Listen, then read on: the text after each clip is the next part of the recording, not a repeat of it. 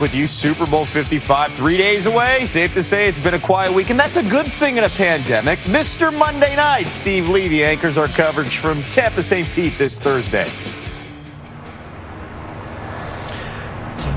Oh, Kevin, kind of you to say. Yes, everyone, welcome. SportsCenter on the road, presented by Rocket Mortgage. That's Raymond James Stadium in Tampa Bay. However, ESPN Super Bowl headquarters, some 30 miles away. Lovely St. Pete Beach. Drink it all in. And honestly, I will understand if you look right past me at the artwork that is going on behind me. Simply spectacular.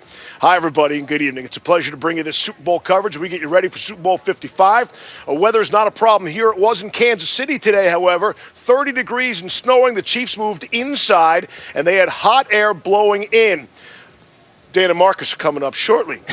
Meanwhile, here, the Buccaneers, who are already here, they worked out outside. They had crowd noise blaring, anticipation of 25,000 fans being in attendance for the big game on Sunday night. Yesterday, however, they moved from outside to inside and simulated a Super Bowl halftime show, which, as you know, can be very long. Obviously, the Kansas City Chiefs have experience in that department from a year ago. Their entire roster is pretty much intact, and that includes the phenom everyone knows about. He's different.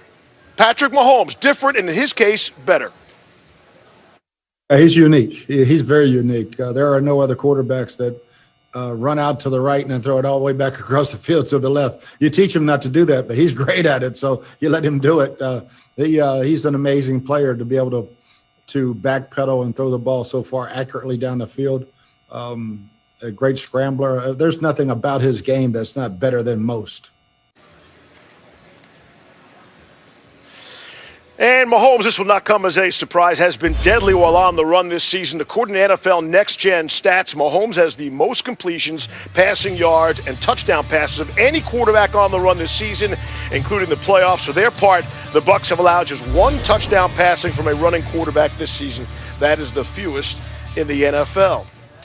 The aforementioned, is that good? Dan and Marcus, that's pretty good. My first question. Hold on, Steve. Yeah, you ain't getting away with that now. All right. We're so glad that you came to slum with the peasants. The Monday Night Football guys. And I get it now. Like, I've been trying to figure out why were me and Dan invited? You know why? Because I'm a bootleg Riddick and you're a bootleg Greasy. That's what happened. So I get it now. All right. You know, Steve. I hate to cut it short. My one question was going to be, where's Mina, quite frankly, okay? But we don't have time for that. Dan, there's so much talk about the quarterbacks, obviously, every Super Bowl. To me, and the offense is this and that, high scoring, high flying, top two passing offenses. I think the defensive unit of the Buccaneers will be the story of this game. Yeah, so they're going to have to contend with the RPO, the run-pass option. No one in the NFL runs more RPOs than Kansas City. And so it's such a challenge for defenses because as players, you're taught, like, defend the run first and then the pass. Really, their goal should be to play it slow. They got to kind of commit to playing the pass and then go to the run. You're going to get this defense of the RPO. We got that zone away and that backside double slant right behind you. That linebacker, watch him. Instead of going towards the run first, you want to drop back and protect against the pass. Patrick Mahomes looking right at you. Instead of committing towards that run, you defend the pass, force that ball to get handed off, now be slow to go.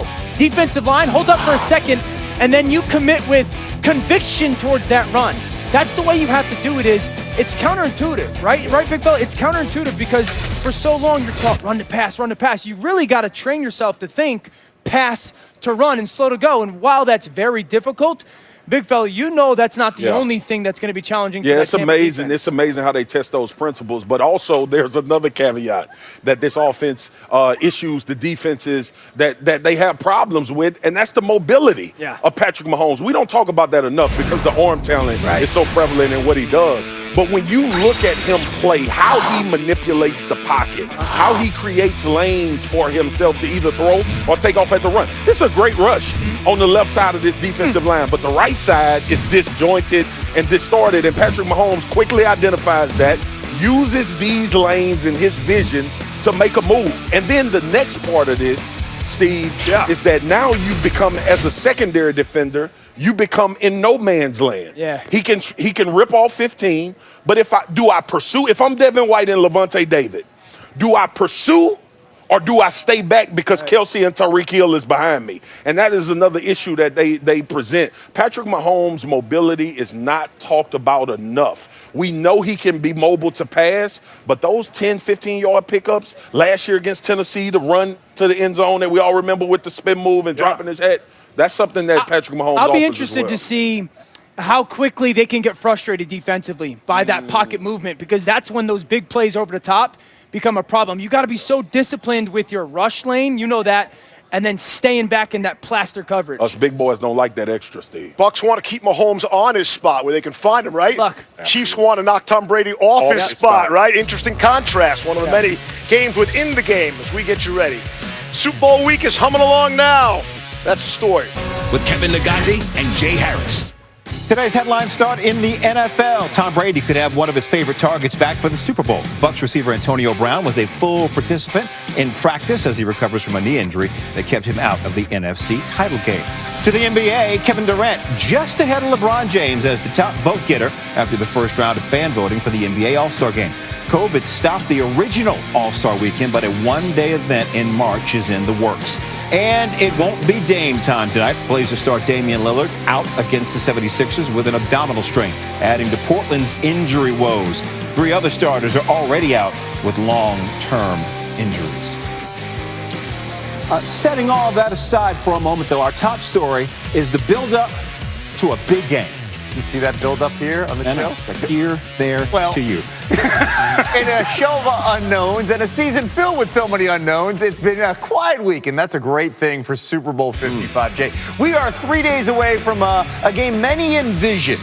And when I say many, you got to go back to March when Tom Brady signed with the Buccaneers, and a lot of people circled, hey, Super Bowl 55 is where? Tampa. You got it. No quarterback has started more postseason games than Brady's 44. To put that in perspective, that's nearly 3 full regular seasons worth of postseason games. And Brady's 6 Super Bowl titles are the most of all time.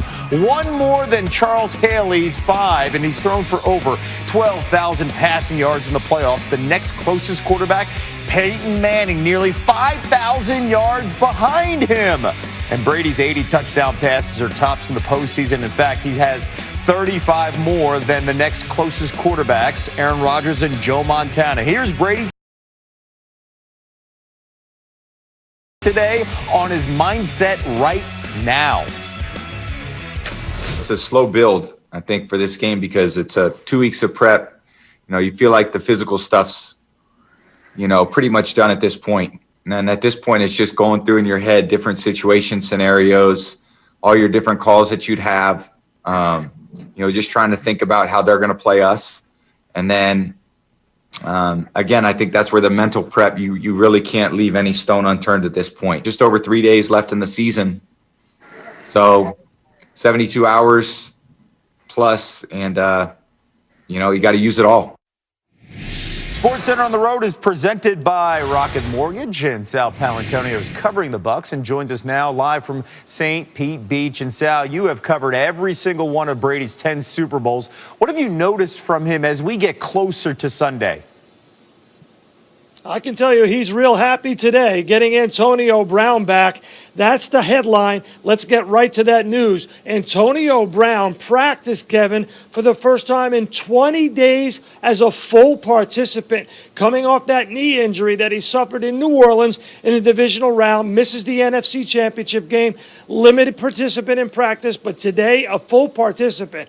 Tom Brady is happy about that. We were over in Tampa at the commissioner's press conference. The entire Tampa-St. Pete area has got Brady fever, and even Roger Goodell was asked about his long, complex relationship to Tom Brady. Listen to this. Tom Brady has shown that he is probably the greatest player to ever play this game. His leadership, his ability to rise to the big occasions and make everybody rise around him. That's what's absolutely incredible to me. Everyone just plays better when they're with him. He's an extraordinary guy. He cares about this game deeply. He cares about the people involved with the game. I wish him well. I think he's going to continue to be a great performer. I'm glad to hear he's going to play a few more years. And if you ask Antonio Brown, he'll say the same thing. I've asked him and talked to him about Tom Brady. He came here to play in a Super Bowl with Tom Brady and being a full participant with that knee injury. Now, Bruce Arians is going to be cautious with it, of course, wants to see if there's any swelling tomorrow, but I'm told that he was running around and doing quite well. Now, the others to look at is Cameron Brate. Tight end is back tightened up during practice. He missed a couple of periods, so they have him as limited, but he did finish practice. He caught a touchdown pass in the red zone at the end of practice. The other to watch is Jordan Whitehead. He's the free safety, shoulder injury suffered in the NFC Championship game. Still wearing, Kevin, he was still wearing today that black jersey, the no-touch, no-contact jersey. Until he takes that off, then we'll be convinced he's going to play in Super Bowl 55. Yeah, Whitehead, as we see, forcing a fumble there, a critical role for that Bucs defense in the NFC Championship game against the Packers. Sal Powell with the Bucs. Later on SportsCenter, we'll hear from Diana Rossini and the Chiefs also ahead on SportsCenter as we get you ready.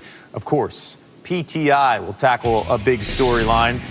Maybe the question is, Tony and Mike, how they would grade the NFL and handling this unprecedented season. We'll hear from these guys.